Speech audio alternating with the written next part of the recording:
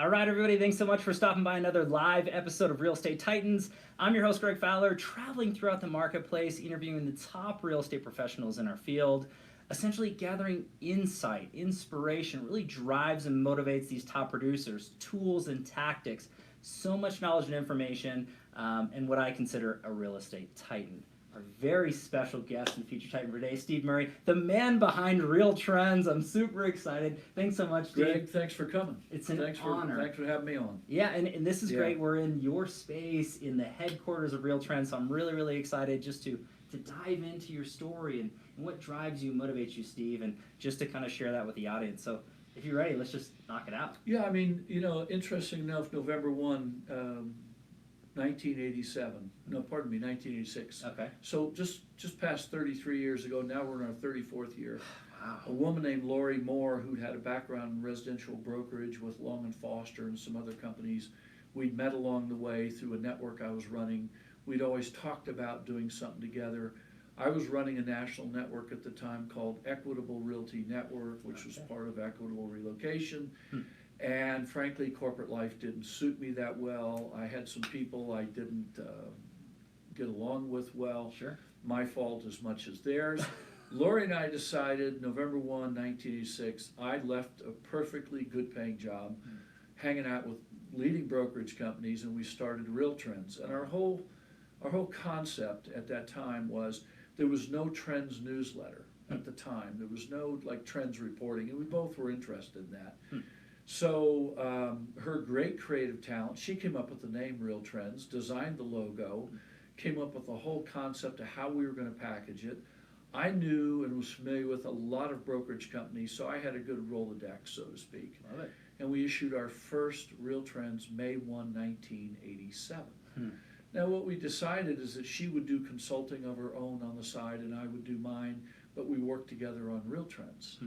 12-page monthly print newsletter. Thought we'd sell 1,000 subscriptions the first year. We missed it by about 90%. Wow. Yeah, I think just a little bit. We sold 110. So we just kept working at it. Okay. We just kept working. She worked out of her home office in Dallas. I, at that time, was in Orlando, Florida. Okay.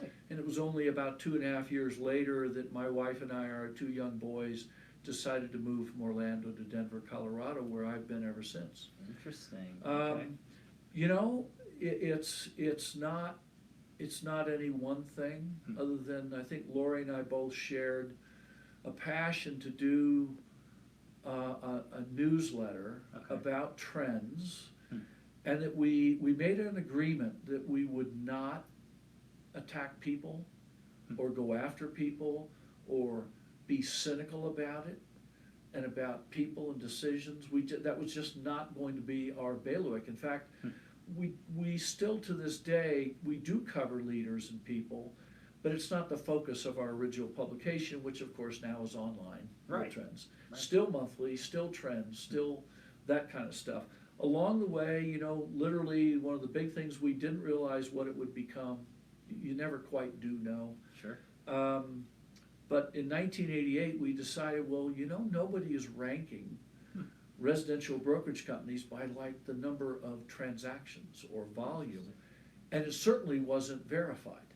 So back then was Wild West. Right. Brokers made claims. The first year was the Real Trends 25. 7 years later, it was the Real Trends 500. People wanted to be ranked, wanted to be recognized. Along the way, we've done other things. We added our Gathering of Eels conference. Right from the beginning, we started forming what we might call CEO groups, brainstormer groups. First one, the Vision Group, was launched in the fall of '87. Wow. It's still together today, 33, 34 years later. Unreal. Not a single original member left. Wow. There are 2 or 3 that joined in 1991 that are still members. Okay. But things change. So, along the way, the key thing, anybody who's running a business, I think it's important you have core values that are not going to change with times. It's kind of like somebody said, morals change with times. What's permitted behavior today would never have been permitted or recognized as acceptable 30 years ago or 40 years ago. Right. But ethics don't change.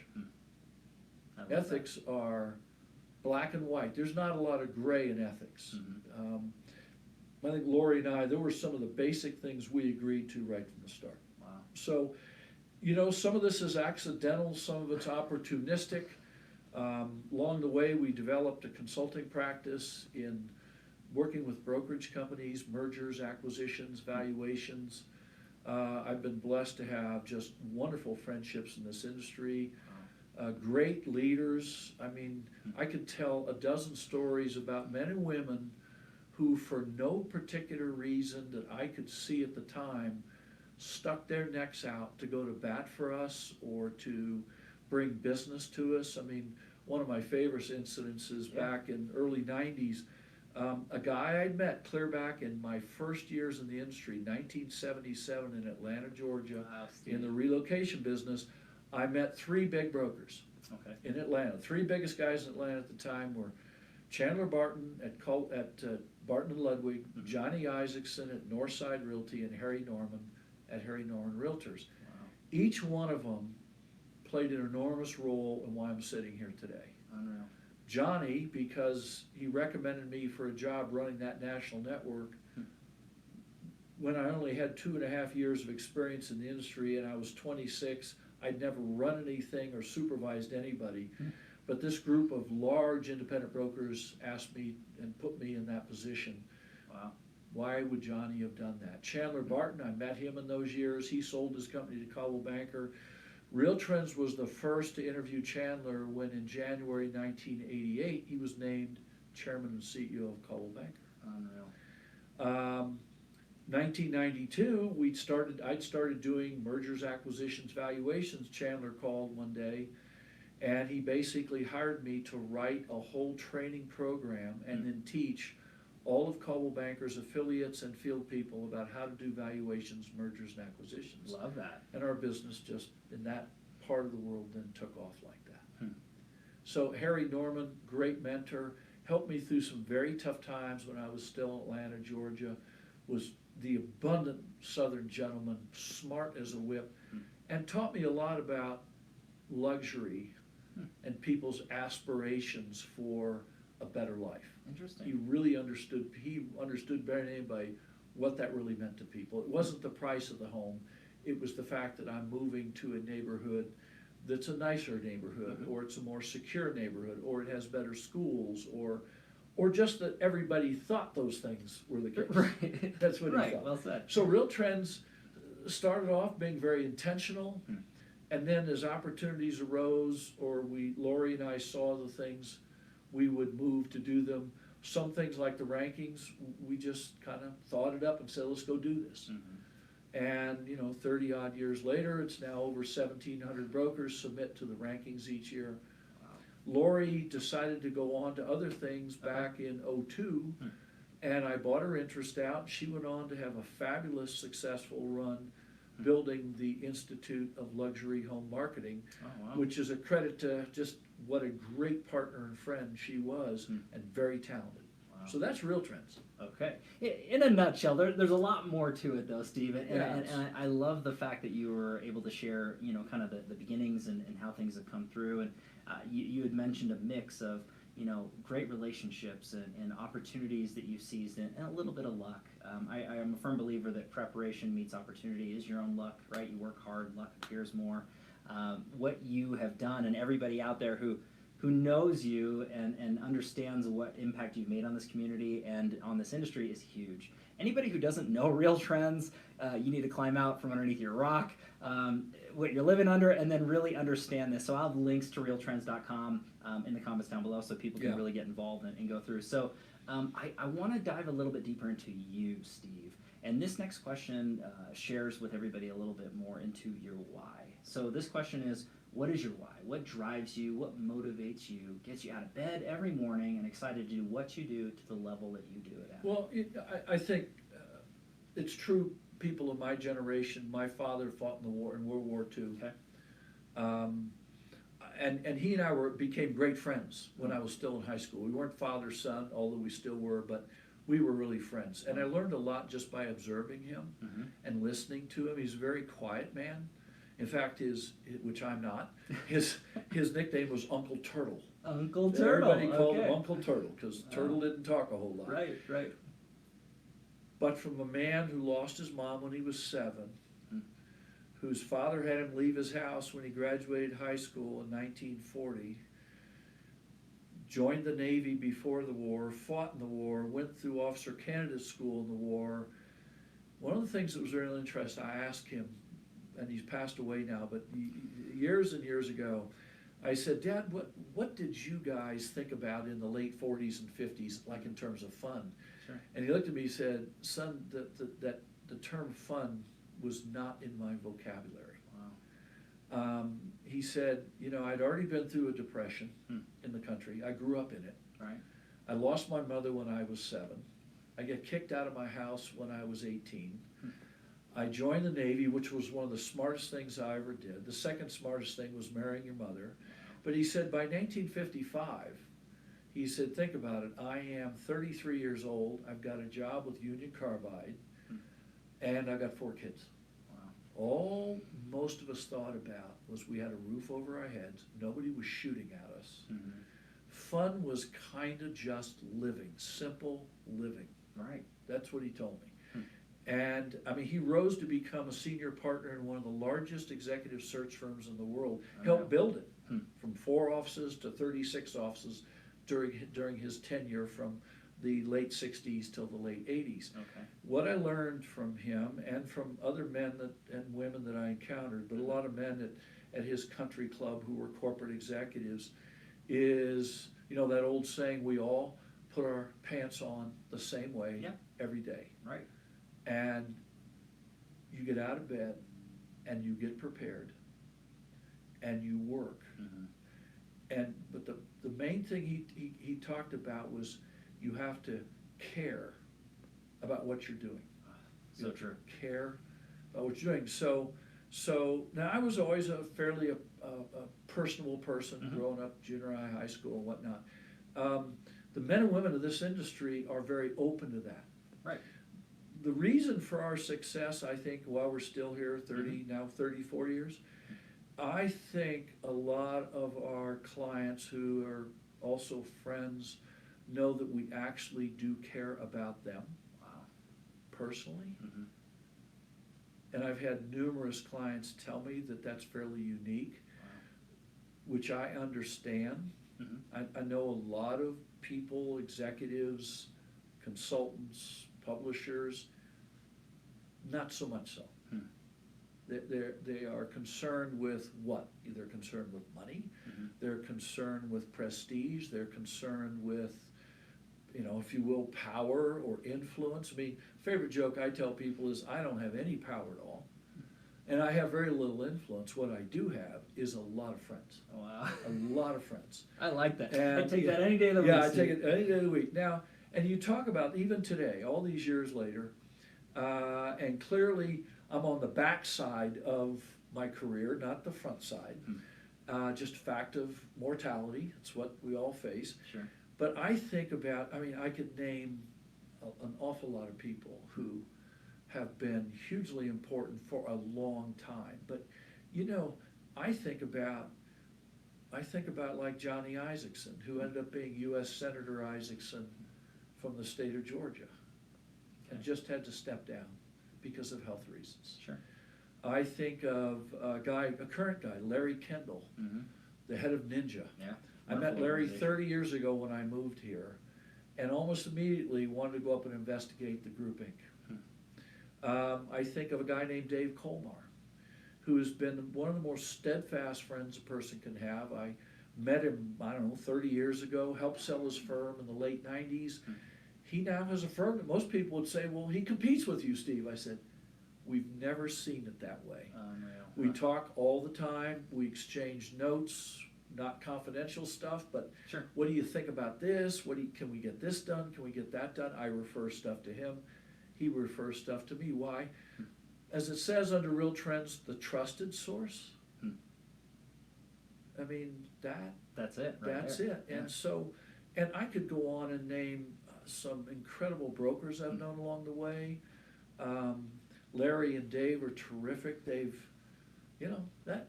So I think the greatest attribute of anybody, I don't care if you're a great real estate agent or an office manager or a broker owner, or head of a national real estate organization, one of the things I have been asked a number of times in front of big audiences, got asked just yesterday in front of 200 agents, Wow. what really matters about your business? And I Right. said, keep in mind, I've had a front row seat of some of the best real estate people since I was 26 years old. Right. Running a national network with whose members were Edina and Long and Foster and Baird and Warner and all these great brokerage companies, you know, and Iowa Realty, and I could keep going. And what I noticed all that time, front row seat, is there's something, again, no matter where you are in this industry,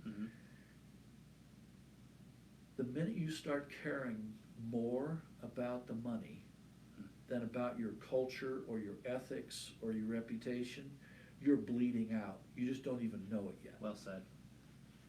So you ask, you know, what, you know, I mean, I could talk about I have three buddies I've known since middle school, Ed, Dick, and Dave. You know, we call them the famous foursome, right? Oh, I love it. And they've all had great lives. All three are retired now. I'm the only one still working. But, you know, I kid my wife and other people that know me, and I said, you know, part of what enabled me to be here today is there's no way I could rationalize really bad behavior to Dick, Ed, and Dave.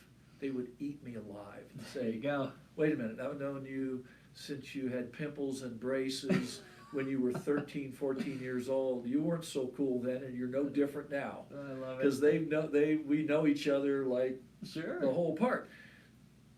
I think it's important to appreciate those people who've had those roles and develop then a hardcore belief is, you know what, I would never want to disappoint those people. Wow. So that's why the way Rye Real Trends is still here. I love that. As I tell people, I mean, I'm not the best writer. I'm okay. I'm not the best researcher. Okay. Do I retain a lot of facts and figures? Yes. People say that I'm worse at remembering song lyrics, right? And they get tired of me reciting song lyrics. But that's, you know, I read a lot. Sure. You know. I think personally, you know, when it comes down to it though, Steve, I mean, you've listed so many different reasonings as to what drives and motivates you, and really a part of your why is it's not you. It's not about you. It's about your people, and it's about the impact that you're having on communities in a positive way, and no ego there, utmost level of humility, and really being helpful, really trying to help people grow and understand. And, you know, if you guys can't feel this or hear this right now, then you need to turn your volumes up or pause it, rewind it, because this is awesome. I think, you know, the only time I think I've actually cried when I was in front of a real estate audience was at our 30th anniversary. We had Jim Collins, Good to Great. And we went through a whole morning program. And then Jim said, no, Steve, you stay up here. I got something I want to say. And he told the story of the first time he met Peter Drucker, his idol. Wow. And he went through this story, and he said Drucker kept looking at Collins going, James, what are you doing? and Jim Collins goes, I'm trying to figure out what to say. And he said, James, I think you've been useful. You've been trying to make yourself, because Drucker had an Austrian accent. I love that. And Collins was imitating. He said, James, I think you're trying to be useful. And Jim Collins looked at me and he said, Steve, I've talked to a couple dozen broker owners this morning and before I even got here. He said, congratulations on 30 years. I think what you have achieved is you've been trying to be useful to this industry. Wow. And you know, I thought, yeah, okay. Do I like making a good living? Yes. Sure. But you know, I had a client this morning on the phone, and we've been trying for many months, a long time, a year perhaps, to sell his firm, and it's not been going well, and his business is not doing that well, and we finally have a buyer, and he said to me, well, Steve, what fee am I going to owe you if I sell it? I said, well, it's, you know, X percent of this, and he said, but I'm not going to get any of that. I said, I know. He said, so how are you going to get paid? I said, I'm not. Wow. Hey, I said, look, we're going to get this done. we've had 25 years of knowing each other. There have been other great opportunities. We've helped each other. I've had income. You were in a CEO group. You've done this. You've come to the gathering. Just listen. The times didn't end for you, so you get a lot of money out of your brokerage company. And we're handling more than a few of those now. Wow. And if all you care about is money, you're going to turn your back on those people? It's crazy. That's not who we are. Nope. We know others that wouldn't see it that way. Sure. Good for them. And I pray they have a great career and a great life, but that's just not who we're going to be. It's not who we are, and it's not who we're going to be. I think that shows a huge margin of integrity and character into that, Steve. And again, not everybody's created equal, and that's okay. There's no judgment onto that. Everybody conducts themselves differently, but a part of the Titan series is to showcase professionals to that true higher standard. People to look at you guys and say, wow, look what they've done, and they walked that line, and they know exactly what's doing, and they're doing the right things by people. And again, that's why it's among so many different reasons why I'm honored to have you on this show and series right now, Steve. Yeah. I want to dive a little bit deeper into the thought process of growing and scaling business. And I think this is a great segue into it. So this is actually a crowd pleaser for everybody. Yeah. Everybody wants to know from the Titans how they're growing and have grown and scaled. So when I say it to you this way, if you could look back at your career thus far and pick or choose one or two things that you added to your business that took it from one level to the next, what advice would you have? You know, it's like in 87, 88, we started Real Trends. I started doing consulting. My plan for consulting was to do anything that I could do to help a broker that might earn a fee income. Right. Because now I got a wife and two small kids, and then we moved to Denver, and my wife doesn't work anymore, and whatever. Sure. Everybody has those issues. Oh yeah, for sure.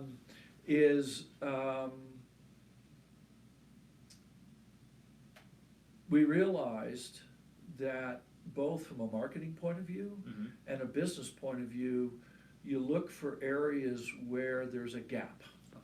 Okay? Yeah. Where is a gap? There's something that's not there. So in the early 90s, right before Chandler Barton called me to write that book for Caldwell Banker, I had my then 8-pound laptop computer holed up in a hotel, the Sheraton Terra in Framingham, Massachusetts, on a road trip. Told my wife, I'm going to take a day and a half, I'm going to sit in a hotel room, and I'm going to write the first industry book on how to value a real estate company. Wow.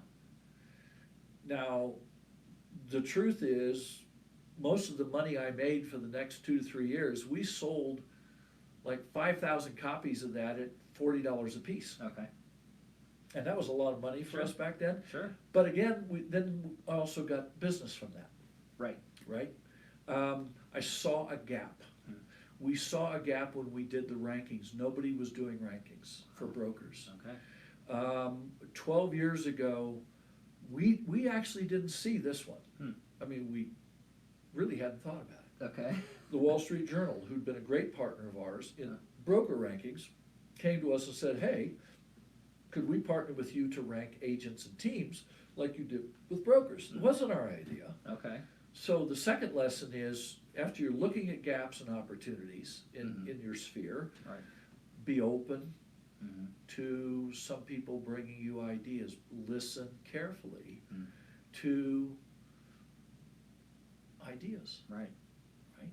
It just, you never know when you're going to hear something, you go, And so the Wall Street Journal encouraged us. In the first year, I think we had 250 agents and teams applied to be ranked. Sure.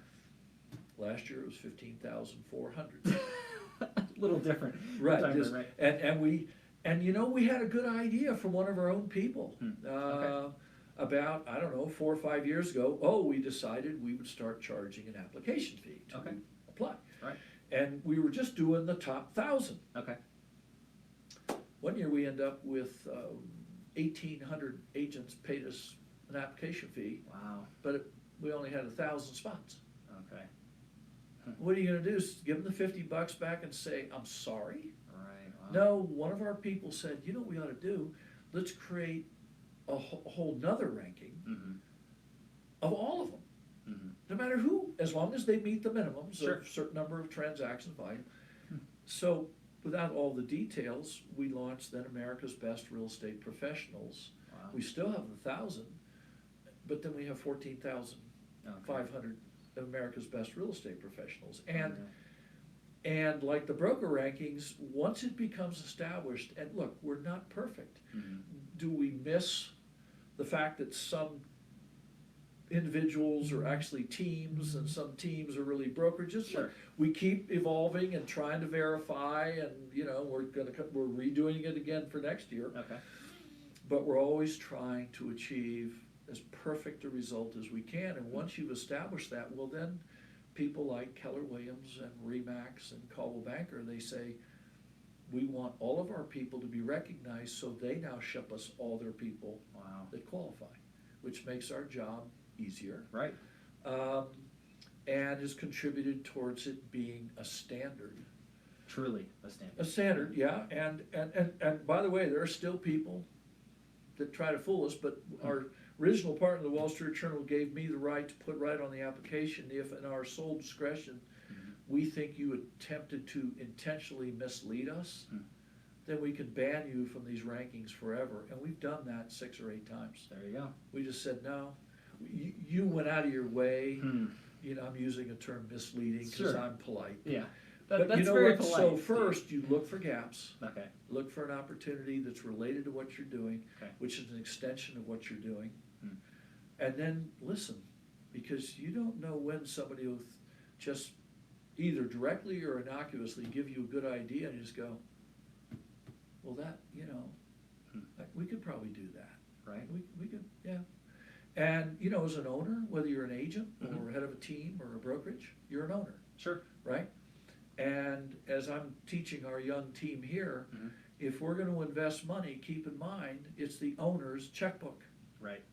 It's not some mythical private equity fund that doesn't seem to care about how much money you're spending on things.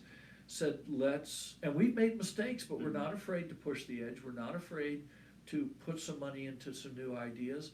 And by the way, we've probably had, for every, 3 successes, we've had 2 failures in the last 30 years. It's a part of success. And we thought we'd do this real top recognition, the Fellowship of Realty Professionals, lifetime, 1,000 transactions or more. We thought these top people would love that thing. We used Tiffany branding on it. Wow. We just all this beautiful stuff. I mean, Tiffany like branding. Sure.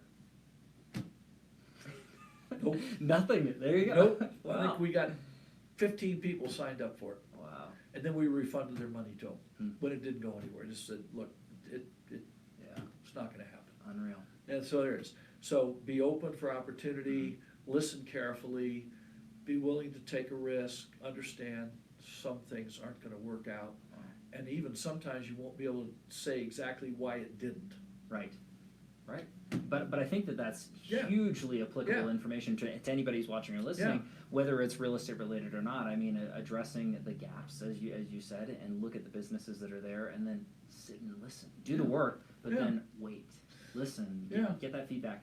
Hopefully it's coming from a good place, right? Because there's a lot of people that want to give you advice or throw it out there. It's not all... Well, one of our pet statements around here is nobody I've ever met likes unsolicited advice, personal or business. There you go. And so I tell people, look, wait for the question. Yeah, well said. Wait for the question. Love it. And by the way, I often realize, I said, I think I just broke my cardinal rule. I just gave you advice. I didn't mean to do that. I apologize. And they'll go, yeah, you're a wretch. Oh, Steve, why'd you do that? Why'd you do that? What's wrong with you? That's right. No, but I think that's hugely pertinent again for everybody. And the list goes on and on and on. We're just scratching the surface right now with your knowledge and your basis and everything that goes on through. So please reach out to Steve. He's a wealth of knowledge. We're just really, really diving into it, just so you guys get a real good feel of what's going on. I want to shift gears to the tricky part of this interview and series. Right. And this is the challenge question. So when it comes down to it, and I always lead into it with the Titans this way, we all have challenges in our life, whether it's in the past, we're dealing with it now, or into the future. Whether they're personal or professional, we all deal with hardship or struggle, adversity. But I'm a firm believer it's not so much what happens, but what we learn from and what we can reflect and share. Yep. Doesn't take away from pain, but if there's something that you're comfortable with sharing, whether it's personal or professional, challenge that you dealt with and overcame, Steve, that made you stronger, what's that look like? Sure. For you? Well, I mean, two things to share. Okay. Which is, part of why I'm here. Twice in college, I had non-Hodgkin's lymphoma cancer, and had to be Whoa. treated twice with 8 weeks of radiation both times. So when you're 19 and 21 years old, you tend to get like, you're not quite as flighty and goofy when you've had to stop and really think, life as I know it could end. I had this wonderful girl I knew in high school. Okay. We stayed in touch in college. She had the same cancer. We had the same oncologist. She didn't make it out of college. Unreal. And here I am. So the second thing, personally I recognized is that, and this happened late in life, and it happened when I had moved to Kansas City, and I met a terrific man who was on the board of directors of my network, and met a terrific woman who is now my wife of 38 years, 38 years, 39 years. Yeah, close. 39. 39, yeah, I'm up there. Is I developed a strong faith in God. Because I realized, well, he must have had a purpose for me to have survived when others didn't. Right. He must have had a purpose to have had my wife and I meet in a photo shoot and not see each other again for 10 months when she moved in next door to my condominium. Whoa. There must have been a purpose. I've subsequently had, other health issues. Sure. Business-wise, back in the early 90s, I bet on a guy and lost everything. Lost everything. All the money my wife and I had. And I still have the 2 young boys and a mortgage. Okay.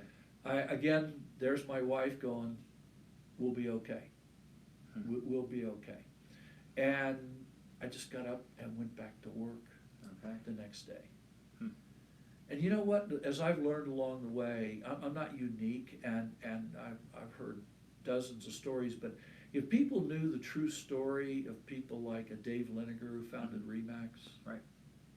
and Mo Anderson, who's vice chairman of Keller Williams, or Garrett, I could go on and on and on. Wes Foster, whose portrait is on the wall outside my office. I mean, the man built the largest privately owned brokerage real estate services company in the world. Awesome.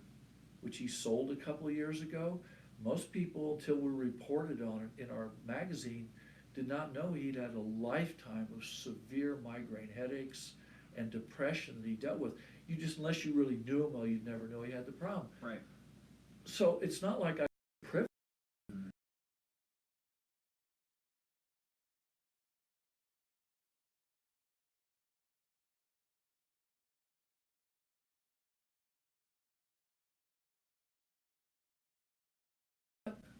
If you're looking for perfection in this life or pure justice in this world, you're going to have your heart broken.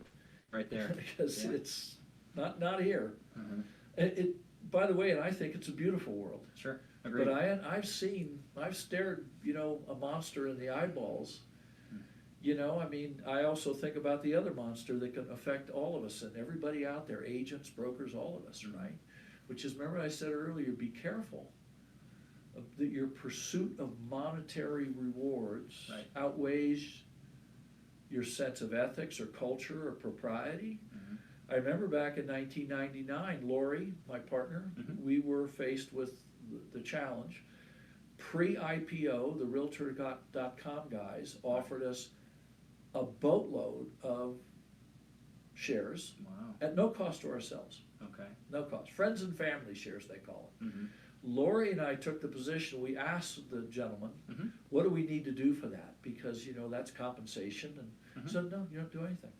Just friends and family shares. Well, I think among all of our contemporaries in the real estate consulting, but more importantly, the publishing industry, best I know, most of them took those shares. I would imagine so. Right. And we didn't. Now, I think we used to laugh a few years later and said, dang, that would have been like $2 million each. That would have been nice. Yeah, man, thinking about it now, especially, but we talked about it, and we said that if we're gonna be true to real trends, we can't do that. I love that. We can't do that. Mm-hmm. There are times, I remember sitting in the car with Wes Foster and his two top people, and I said, well, how come you support so-and-so and so-and-so, and they said publicly they took the shares and they did this and that, but I'm not supposed to. I mean, what, it's wrong for me to do it. And he said, you chose the role you wanted to have, and we depend on you for that. We don't depend on them for that. It's great. So that means I'm gonna die a very ethical, poor pauper. That's what I said to him, and he said, I hardly think you're gonna be a pauper. Yes, I would agree. But I remember the conversation. But I think that the moral of that story is, again, echoed throughout this particular interview in the process of your character and your integrity, and it's not all about the money. We have to support our families and our future and retirement, all these different things in our communities, but there is a line that I find that you really need to stay and stick to, because that's your character, that's your legacy, that's the impact you're having on the community. To an agent, and we talk, Scott Wright works with me, and Trish Golodava works with me on mergers and acquisitions, and the statement they've heard from me ever since they started here, Scott's over 4.5 years, Trish, it's a year or something, over a year and a half now. Look, if you start caring about the money more than taking care of the customer, you're at the wrong place. Agreed. It doesn't mean we don't believe we should be paid and paid fairly. It's right. not saying that. Yep, get it. I'm saying, but if your focus is on, oh geez, I gotta get this fee, and not where you, like when we tell a client, you need to walk away from this. And we've done that a lot. Yeah. Just walk away. Say no, this is not a good deal, you don't feel good about it, just walk away. We've had clients call us the morning of the closing of a sale, their brokerage, in tears. I just can't bring myself to do it. And I said, fine, we'll call it off. Well, but they'll not like me. I said, no, they're professional, they understand. Right. Nobody signed anything that you're not bound. Now, are we perfect? No. No human being is perfect. Right. But those kind of what we try to hit, that kind of standard. But it's, and since I know so many people's stories, some of the people already mentioned and many others, I mean, this industry is populated with more of those people than the ones who aren't. I really, I agree. Truly believe that. Look, people complain about, agents or brokers going for the money and the big this and big that and the big egos. Well, I got a big ego. Trust me. I don't know about that. I want to succeed. I want to be recognized. Who doesn't? Sure. I mean, tell me a human being that doesn't want, at the end of it all, doesn't want someone to acknowledge that they passed through here. Everybody. That's fair. Wants that. Does that make you an egomaniac? No, I don't think so. No, I don't think so either. But there are those people who need it every 5 minutes. All the time. Right. That's all they're living for. That's all they're living for, right? And that's not good, everybody. That's not good. No, don't do that. Yeah. Whatever. Listen to Dad, right? Yeah. And that's the kind of guy my dad was. He never took credit for anything. Wow. He just didn't. And it's not like he sat there and people ask, well, what did your dad tell you? I just knew what the rules were. I can't tell you that I can remember when he said, if you ever lay a hand on a girl or a woman, I'll beat you within an inch of your life. He was a boxer in the Navy. Still in his late 50s, he could still put me down on the ground with 2 punches. Unreal. If he chose to. I don't remember him actually telling me that, but I knew it. Right. That kind of lesson. So I think all of us need to understand. You just, as I talked to a group yesterday, and I said, look, great people and great organizations, sometimes, yes, they get overwhelmed by competition or circumstance. But in all of my reading and examination in my 43 years in this industry, most companies decline because they one of three ways. They are, number one, dismissive of their competition. Okay. Most famous quote I remember in history is the chairman and CEO of Sears in the early 80s saying, Walmart customers are not Sears customers. Right. All of yours are leaving. Right, and Right. look where Sears is, look Yeah, where Walmart right. is. Where Walmart is. Yeah. Number two, they were distracted. So GM has 50% domestic auto market share at the end of the 70s. 50+%. Today it's in the teens or thereabouts. Sure. What did they do? Well, let's see. They bought Ross Perot's company, a big data company, in the 80s. What? Why were they doing that? No idea. What were doing? you thinking there? What were you thinking, right? Yeah. Or they were arrogant. Probably, and this is secondhand, right? Because Sure, I read Bill Gates' book, Okay. and then I read a biography about Bill Gates. So you Love know, it. you got these things. Sure. And the whole story of the IBM PC coming out in the early 80s, and they didn't have software to run it. They end up meeting Gates and Allen. They have a meeting with Gates and Allen, who had bought DOS from some other guy and improved it quite a bit, I guess, and really worked on it. And they sit there and they look at IBM and they say, however, we want a license that we can license this software to any other IBM PC compatible computer. IBM at that point had 70% of all the computers in the world. Wow. 70% of all the hardware. It's IBM. And they said, well, yeah, that's fine. We're IBM. Nobody can build a PC like we can. Well, except Compaq and Dell and all the others to follow. Right. And think of the wealth transfer that went from IBM if they had controlled DOS and Windows versus Bill Gates and Paul Allen controlling it. Right. It's insane. Yeah. So being dismissive, being distracted, and being arrogant about some perceived advantage you have, those, to me, those are three of the biggest deadly sins you can have. Okay. And there's all kinds of other organizational stories, by the way.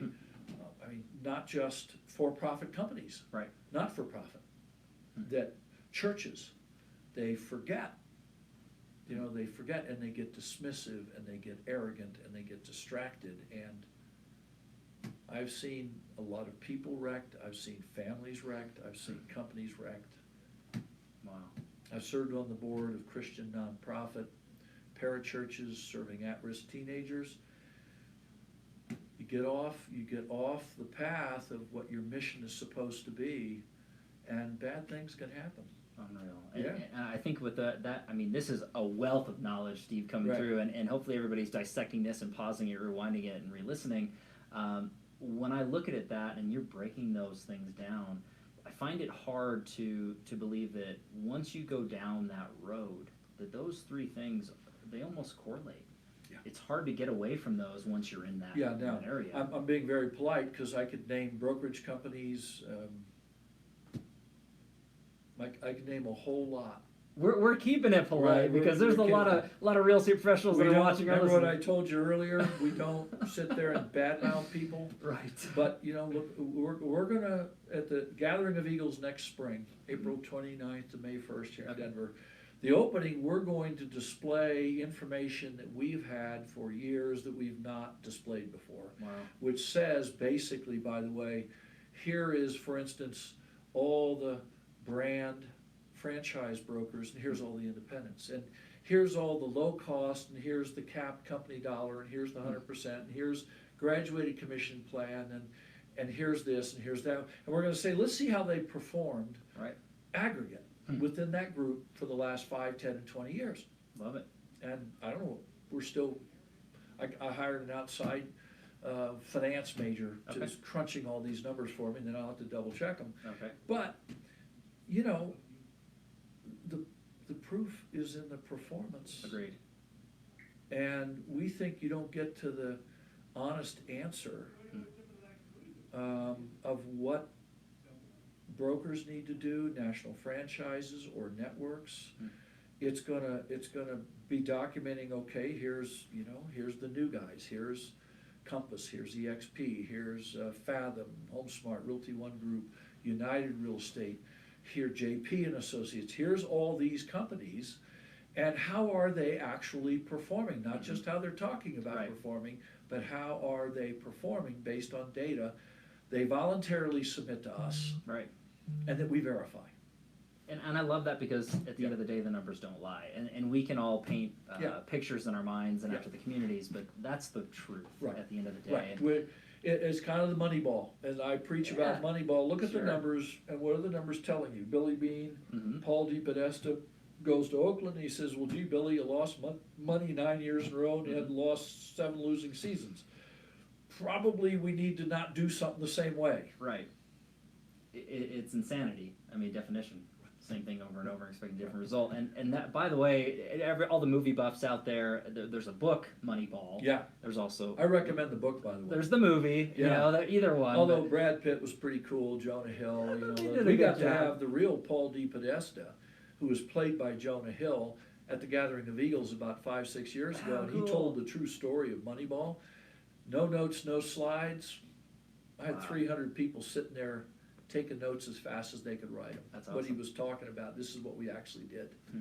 Because he said, he called it, Billy, he told us what DePodesta told us, was that he and Billy called it the naive question. If we weren't doing things the way we are, how would we be doing them?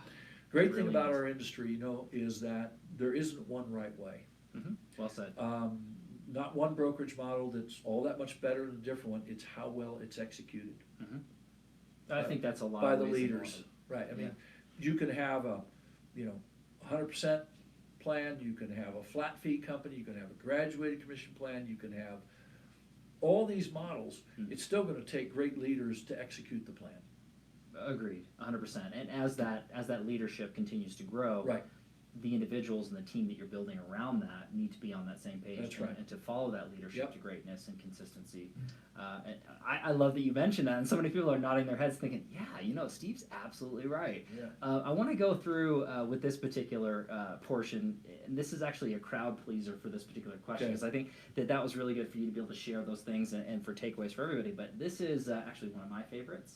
This is the travel back in time question. Okay. So if you could travel back in time, in any age range of your life, it could be a year ago, it could be 20 years ago, it could be little Steve, what would you say to your younger self? Whether it's personal, professional, would young Steve listen to Steve now? I mean, what would you say?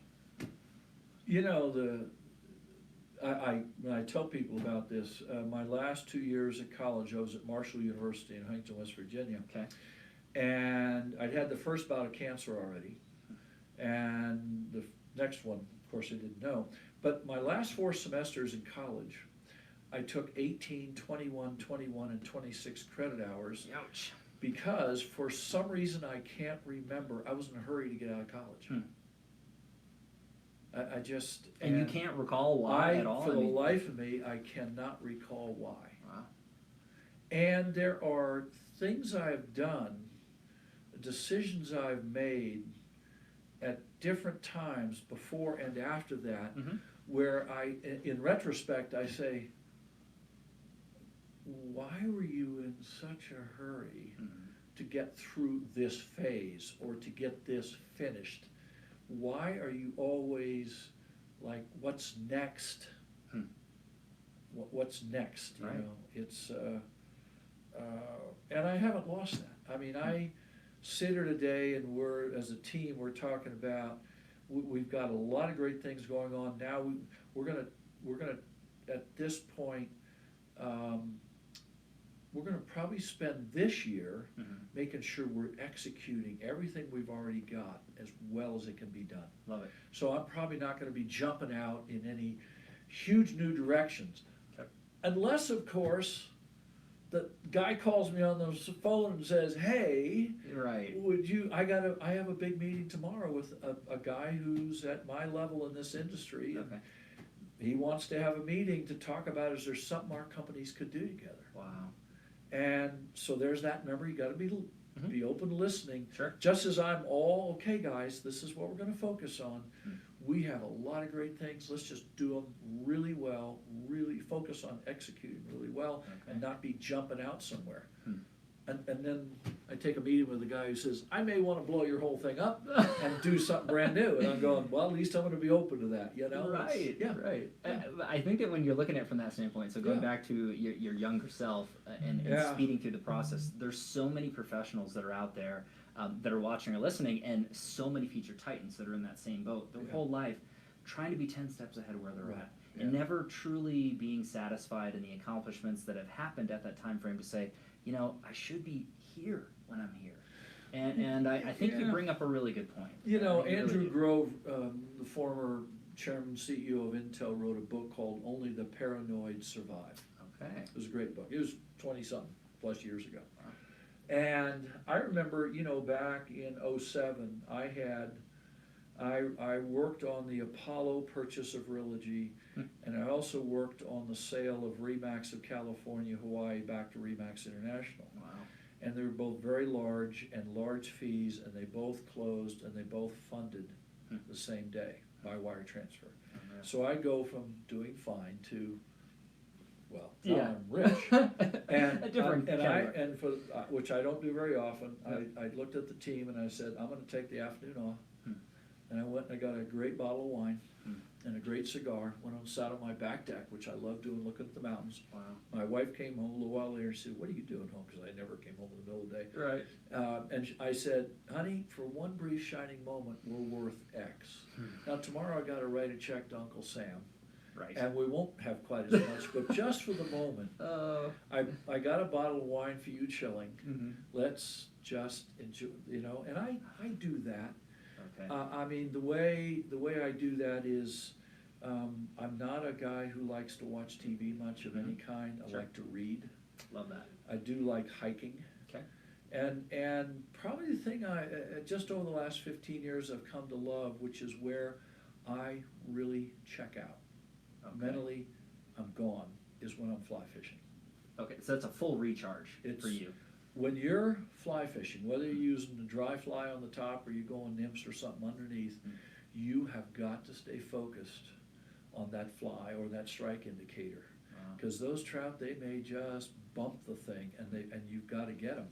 So I can spend 3 hours standing in a stream or floating on a boat, and some afternoons I'll be with my best friend, my best fly fishing buddy, my best buddies, Dave and Marty, and fly fishing, and you won't catch anything. And it doesn't matter. Right. It's a beautiful afternoon, the water's flowing, there's wind in the leaves, and you got your eyes focused on that fly. And you do that for 3 hours and you realize you have not really thought about anything else. There's no, oh, I wish I could do that strategic plan, or I need to go sell one. Nope. Golf is another great thing I love, and at one point I was a fairly decent golfer. I'm still, for my age, pretty decent golfer. All right. Now I play just enough to still love the game, to go out and hit some good shots and shoot, 80, 78, 80, 82, 84, somewhere in that range. That's great. But I've met great guys on golf courses. I've had the great honor and privilege of playing on the Sanctuary, which is right here. Right down the road. Right down the road from my house. Dave Linegar's exquisite golf course, and played in a lot of charity tournaments out there. And it's, it doesn't matter how many times you play that. It's just one of the most beautiful places anywhere. That's awesome. So, it's, you have to have that. Agreed. Yeah, Agreed. I mean, and particularly when I was growing the company, and I'm traveling 90 plus nights a year. I got 2 little boys and a wife at home. The most important thing I did is once we got the company, probably it was 96, 95, 96, when the company had grown enough and steady enough and business enough. And the first chance I got is I would put 5 weeks a year on vacation on the calendar. That's the first thing that would go on the calendar. That's huge. For the next year. Okay. And by the way, did I take cell phone calls? Yes. Did I do? Yes. Sure. But usually before any of them were up, because I'm an early riser. Let's get up, check all that stuff, and then we go out and have fun. And the other thing I did which was really fun for my sons when they were like 10, 11, 12, is every summer I let them look at my calendar, and I would say, pick a place you would like to go see, you'll come with me. You'll have to spend at least a half a day with me seeing what I do. Yeah. And then we'll go do what you want to do. And it was one of the best things I ever did, because That's awesome. what did I get to do? I got to fish in Alaska. I got to see all the museums in Washington, D.C. that I'd never taken the time to go to see. Wow. I got to tour and hike all over Boston, the Freedom Trail with the sun, and I could keep going. Yeah. I slowed because I had one of my boys with me. Right. And you just, if you're not doing that and you're just working. I mean, I got a couple clients right now, top agents. Sure. They're just working. And they hired me, business coach them out of working. I'm going, all right, well. Wait a minute. I'm looking at your picture. I'm looking at your family. You're young, you're healthy, you're vibrant, you look like you're happy. You tell me you're making $1.5 million a year, and you tell me you got a net worth of $4 million. What are you thinking? Because I promise you this, you are not promised more than one more breath. And do you think anybody on their last day says, I wish I'd worked more? I mean, that's an old funny joke, right? I wish I'd worked more. So I try to, my wife and I are traveling more. My boys are both growing and doing fine. Awesome. And we try to take trips together, and yeah, we're having fun. And I get to fly fish a dozen or so times a year and play a dozen rounds of golf and read some good books. And I'm still in here at 6:30 in the morning usually. And that's if I slept in. But I love that though, Steve. Yeah. I mean, again, you're talking about balance and more than just work and continuing that impact. But that's the hardest thing for so many professionals. And as you mentioned, that one individual, making X amount of dollars and doing these things, it's tough for people to cut off. But I think that more crucially important now so than ever, if you're working that hard, you can't burn it at both ends forever. Something's going to fail. Something's going to suffer. So I think that having that open-minded nature to just say, hey, let me look at my life, what's important, what am I doing, and then what am I doing this for? Yeah. And just realize that, like you said, that next breath is not promised. Look, truth is most of us, including myself, we live our life mostly out of balance. Yeah. It just, there are a lot of distractions, and there are a lot of temptations, and there are a lot of this, people make the mistake, because I generally come across fairly calm and nice, but I was also a heavyweight wrestler. Get out of here! I did not know. Yeah, I can be competitive. Yeah, sure. But I'm not going to be competitive.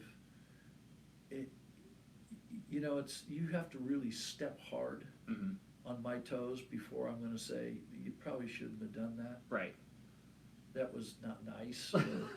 I have a couple competitors in the business that once or twice in years past, I thought they stepped over the line, and I just snapped. Okay. I snapped at them. Sure. And you know what? I wish I hadn't, but it's happened. It's beyond me, behind me.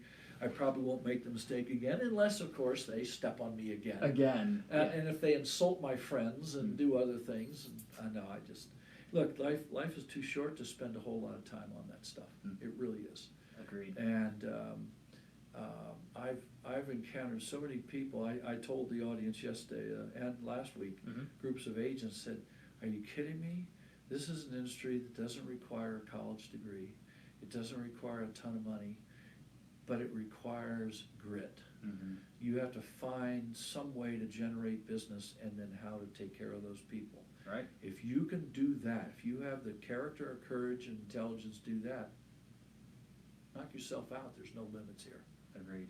And that's a big misconception for a lot of the consumers out there that think that the real estate industry is easy, I can throw a few parties, I know a bunch of people, I see these $1 million listing professionals. I mean, it's one of those things where it's not all sunshine and roses, and there's a lot more negativity and no's than yeses and successes. It's very. I just went through purchasing a home. My wife and I are downsizing, and we got blessed and sold our home we've loved for 19 years in one day at full price. Wonderful. And then you got the inspections, and then you've got the HOA, and then you've got all this stuff. And, Sure. you know, the agent is just following up, make sure we get this, make sure this gets done, get this done, get this list done. It's not just you sign a contract, oh, okay, Martha, let's go close it in 2 weeks. Here's a handshake. Yeah, let's do the deal. No, and it's insurance, and it's the fun of, you know, emptying a house of 19 years, your accumulation. That's just nuts. You're preaching to the choir here, Well, Steve. yeah, and, You know? and agents, and I tell agents, I said, there's nobody I respect more Well said. than a great real estate agent or an office manager or the head of a brokerage. All right. I remember it was funny, I took Cooper, my youngest son, went with me to I had to go to Las Vegas for a leading real estate companies of the world board meeting. Okay. And here, this is now 15, 18 years ago, and here's, you know, Dick DeWolf and Wes Foster and Ron Peltier and all, Rob Simpsey and, you know, Pat Riley and Alan Tate and all these guys, you know. And they let Cooper, because they all knew me, and Sure. they let Cooper sit in the room. He was probably 10 years old at the time. And so Dick DeWolf, who was always a favorite of mine, he at the end of it, he said, well, Cooper, do you have any questions for us? And everybody kind of looks around. Cooper looks up and he goes, yeah, what do you guys do? And Dick DeWolf, without missing a beat, goes, well, Cooper, mostly we sell used houses. That's incredible. Mostly, I what a love great, that. I'm What a waiting for great story. somebody out there to write that book and use that title, mostly, comma, we sell used houses. You heard it here, everybody. Mostly, that's what right we here do. from Steve. Let's not get too filled with our self-importance, right? We're not solving cancer or curing worldwide hunger. Mostly we're selling used houses to people. Oh, that is But so we are great. helping people get in, fulfill a dream, you know, Agreed. and that's important. No, that's great. Yeah. I go into that, and there's so much takeaway Yeah. and so much meat into that and advice. But you had mentioned books Yep. and loving to read and things like that. Yep. So this is a big crowd pleaser out there too, Okay. is wanting to know what the Titans are feeding their minds, how they're growing and expanding that way. So I always lead into it with books you're reading or have read that you really love that impact you, podcasts you may be listening to, or influencers, coaches. How are you feeding your mind? I would like to tell everyone out there that I read these leadership books all the time, but actually I don't. All right, here we go. I did read Ninja Selling, and if you haven't read it, doesn't matter whether you're a salesperson or not, it's a great book. Agreed. By Larry Kendall, great friend of mine. What do I like to read? I like reading C.J. Box, which is fiction Yeah. about a Wyoming game warden named Joe Pickett. Interesting. It's a great read. Very I like cool. reading. Bill Bryson is a writer who's written A Walk in the Woods and made a movie about it. But my favorite book of Bryson's was called A Short History of Nearly Everything. Huh. And it's totally nonfiction. Okay. And Bryson took 3 years off and he studied with the top people in the world from the smallest subatomic particle to the astrophysicists of universe. And this book is a short history of nearly everything. And there's just incredible, interesting information. In fact, he just came out with a brand new one called The Body. And he is going to give me a 650-page tome on understanding your body. I'm only like this far in, and he's going outside in, so we're still on the skin part. You know, Okay. and you're reading this stuff going like, what? Wait You a know minute. what? I also like, I like action Okay. and Yeah. stuff, but I also like historical. I'm not done quite yet, but I set out 4 years ago to read a biography on every U.S. president. I think I'm 3 or 4 short of getting it all done. You're almost there. Almost there. I Yeah. haven't gotten the late 1800s presidents yet. Okay. Like Rutherford B. Hayes and Taft and those guys. I don't have them done yet. Wow. But everyone up through Grant, Okay. and everyone then from McKinley to today. Hmm. So it's between Grant and McKinley. I like 1876 to about 1896 or something Okay. like that. Is there a reason why you skipped the? No, I just, I along the way. Sure. But I love so it's non-business books a lot that I like reading. That's 'Cause great. I have to read so much business stuff all the time. I can only imagine. Yeah, I read business stuff and articles, and you know what? I have competitors who publish really great stuff. Okay. And so I follow almost all of them That's great. and read what they're writing and what they're covering, and That's great advice. it is. for Yeah, sure. I read them because you know everybody has something they can add Agreed. to the discussion and add to your learning. Mm-hmm. But you know, business books. What you know. I will say there is, in addition to Jim Collins, which I Okay. mentioned, Yeah. the guys whose books I've read most frequently about leadership is Patrick Lencioni. Okay. Patrick, and we've had the blessing of having it at our conference years ago, Oh, wonderful. coming back again this spring. Okay. But he's written books like The Temptations of a CEO, The 5 Dysfunctions of a Team, The Healthy Advantage, How Do You Build a Healthy Organization? One of my personal favorites is Death by Meeting, Wow. which Okay. talks about how do you actually use meetings. Hmm. But he is phenomenal, just like Jim Collins in his way with Good to Great and Built to Last and a few others.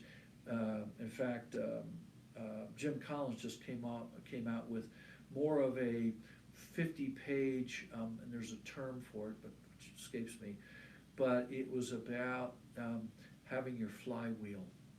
How you do this, which feeds more of this, which feeds more of this, and you develop this powerful business concept.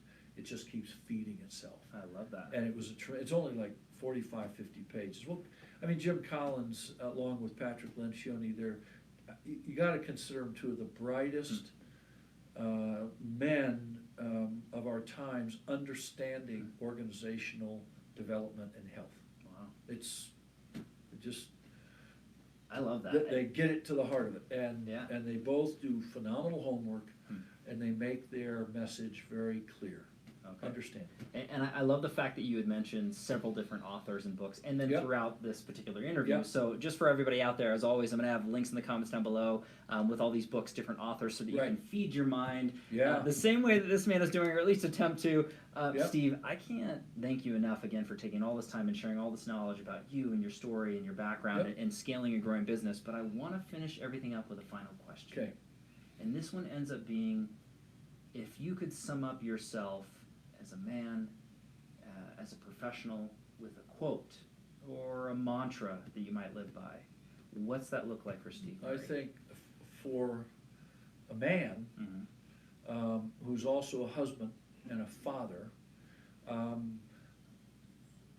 first, the most important thing is to have faith. Faith in God. It starts and ends there. And if you start and end there, being a great husband, as best as you possibly can be, being as best a father as you can be, to treat people decently, to be a friend to many whenever you can, and then maybe a little bit beyond that, to extend that hand. That's it. Okay. It's, you know, the money, you know, as I've told people, you can't take it with you. Right. And I remember talking to a real estate billionaire guy, and he's a fairly, I won't say arrogant, strong-minded. Okay. Yeah. There you go. Yeah, Strong-minded. And I remember he said, "I'm not going to do that, and that's a stupid thing," and blah blah blah blah. I said, "It's okay, no problem." He said, "But you know what's funny?" He said, "I said what?" He said, "I really like dealing with you. Why do you suppose that is?" And I said, "Well, I know why that is." He said, "Why?" I said, "Because you have nothing I want. I don't need your friendship. I don't need your fame. I don't need your money. I don't need your name. There's nothing you have that I want." Wow. And so I come back to faith and your spouse and your children and your friends and your coworkers. And you know what? If you can be good on good terms and do the best you can with those people, you've had a great life. Wow. No matter how much money you have, you've Well, had a great life. Steve, I think that you obviously had represented that through your life thus far, and then some, with everybody that knows you, loves, and respects you. It's been an absolute honor just to have these words of wisdom from you and just sharing Well, these hopefully moments. it's helpful to someone. Oh gosh, I Yeah. know it is. Everybody out there, Yeah. leave comments down below. You love this man. Yeah. Steve, it was an honor. You're an Hey, official thanks real very estate much. titan, Yeah. my friend. Thank you so much. Stay well. Everybody out there, thank you so much as always for your love and support, your time and attention. If you like what we're doing here with Real Estate Titans, please don't forget to like our Facebook page, subscribe to our YouTube channel, and have a listen on iTunes, Spotify, and Google Podcasts. Live every Tuesday and Friday afternoon, a different Titan, a different location. We'll catch everybody in the next live episode of Real Estate Titans. Bye Take now. care.